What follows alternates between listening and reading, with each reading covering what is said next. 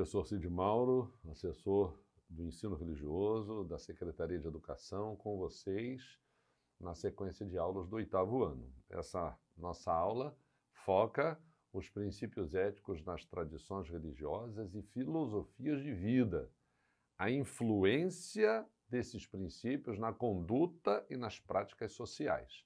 A gente, quando fala de filosofias de vida, o currículo único, o currículo de referência único do Acre, que segue a Base Nacional Comum Curricular, para o ensino religioso menciona filosofias de vida porque há pessoas que não têm religião. Então a gente quer dizer que há sim pessoas que não têm religião, mas que têm princípios éticos que norteiam a sua vida.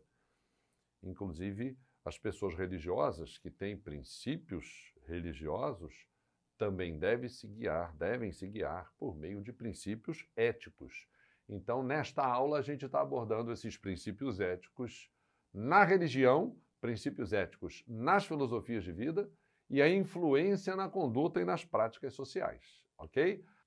Então, para a gente definir como que a gente tem essas influências na sociedade a partir de princípios éticos, é interessante a gente definir a diferença entre religião e filosofia de vida. De que modo a religião influencia eticamente, de que modo a filosofia de vida influencia eticamente. Então, o que é religião? Vamos ver a definição de religião? É um sistema comum de crenças e práticas relativas a seres sobre-humanos dentro de universos históricos e culturais específicos. Então, a religião é coletiva, é cultural, é histórica, mas se refere a seres sobre-humanos. Quando você entra nas filosofias de vida, você pode ter pessoas, sim, que têm religião e têm a sua filosofia de vida influenciada pela religião, mas você pode ter pessoas que não acreditam em nenhuma religião. Então, na filosofia de vida, você também tem uma experiência progressiva de vida ao longo dos anos.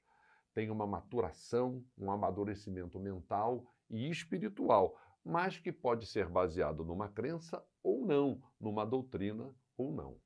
Você não pode achar que uma pessoa que não tem religião, ela é menos importante do que alguém que tem. Às vezes se estabelece esse preconceito. A pessoa diz assim, eu não tenho religião. Ou a pessoa diz assim, eu sou ateu. Se existe Deus, eu não sei como é que a gente pode conhecê-lo. Você não pode tratar essa pessoa com preconceito. Então, de que maneira caminha essa diferença entre uma religião e uma filosofia de vida para que a gente possa saber as contribuições no contexto social de uma ética dentro desse contexto. A realidade cultural da religião é de construção coletiva, a realidade cultural de construção da filosofia de vida também é.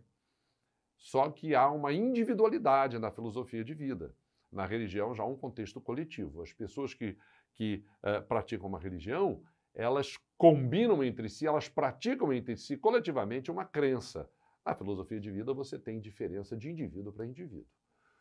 Na religião, uma representação do mundo buscando uma universalidade. De novo, não é? A religião tenta entender a criação do mundo, ou a religião, a sua crença é uma crença que a própria religião faz questão de divulgar, de conseguir que outras pessoas entendam da mesma forma. Já com respeito à filosofia de vida, os princípios éticos eles são mais individualmente direcionados. Claro que os princípios éticos também são universais, mas é diferente a pessoa se guiar por princípios éticos, é uma opção individual dela, ela deve olhar para si e ela querer obrigar o outro, né? Ela vai ser apenas um exemplo de conduta.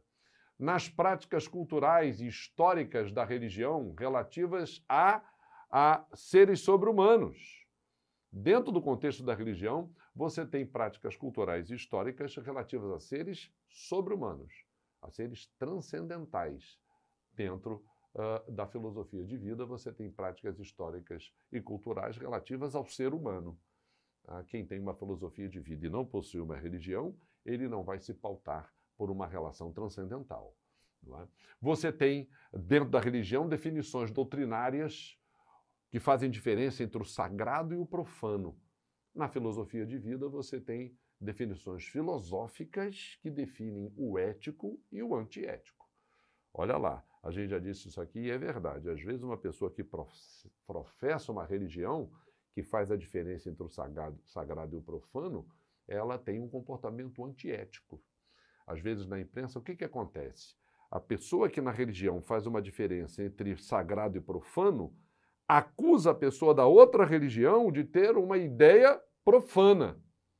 Já viu isso? Essa pessoa dessa religião acha que naquela religião, aquele culto que ela pratica é profano. Isso é um comportamento antiético, entendeu? Você não pode achar que a religião do outro é menor do que a sua ou que o culto dele é um culto profano. Você não pode achar isso, porque é responsabilidade dele. Se eu, como religioso, ataco, ofendo o culto de uma outra religião, eu estou tendo um comportamento antiético, mesmo como religioso. Então, nesse caso, a religião tem que se subordinar à ética, entendeu? Descrições de fenômenos religiosos e sobrenaturais dentro do contexto da religião, dentro do contexto da filosofia de vida, você tem descrição de fenômenos científicos e naturais. Ok? Essa é a diferença entre o contexto da religião e o contexto de diferenças e semelhanças e a filosofia de vida. Compromisso ético das religiões, compromisso ético dentro do contexto da filosofia de vida. Tanto a religião tem que ter um compromisso ético, quanto as filosofias de vida também. Então as religiões precisam se atualizar em atendimento aos desafios e exigências das transformações sociais. As religiões precisam entender o que está acontecendo no mundo lá fora, porque as pessoas de lá não são obrigadas a aceitar a mentalidade daquela religião. Então, se aquela religião aceita, ela tem que ser respeitada porque aceita, mas ela tem que respeitar quem não aceita. Então, as religiões precisam entender que o mundo lá fora se mudou e o que aconteceu lá não condiz com a sua concepção, ela vai continuar sendo respeitada, mas ela não vai desrespeitar quem está pensando diferente. Com respeito às filosofias de vida, uma visão de mundo sem crença no sobrenatural, já falamos isso aqui, uma visão de mundo sem crença no sobrenatural não implica relações humanas sem uma base moral. Ok? É fundamental, no contexto do compromisso religioso, tornar conhecida a contribuição do modelo ético padronizado nos textos e nas tradições orais das diversas religiões. A gente estudou na série anterior isso, né? Dentro dos textos das religiões, dentro das tradições orais das religiões, há princípios éticos. Não há só princípios doutrinários, há princípios éticos também. Por exemplo, a religião, desde o judaísmo e passando pelo cristianismo, o mandamento de não matarás é um princípio ético. Então você não pode dizer que vai rejeitar o mandamento de não matar porque ele é religioso, ele também é ético. Então, a razão humana é legisladora. Na filosofia de vida, a razão humana é que legisla. Não é que há um texto sagrado ou um ser sobrenatural, mas a razão humana. E é por isso que, pela atividade do pensamento, é possível estabelecer normas universais. A religião também não vai dizer que a sociedade, o Estado é laico. O Estado não é obrigado a ter uma religião. Ele é obrigado a acolher e defender o culto de todas elas. Então ninguém vai dizer, nenhuma religião vai dizer que o Estado, por ser laico, ele não tem princípios. Ele tem princípios que são éticos. Então tem que haver um diálogo entre a maneira religiosa de entender a ética e a maneira filosófica de entender a ética, não é?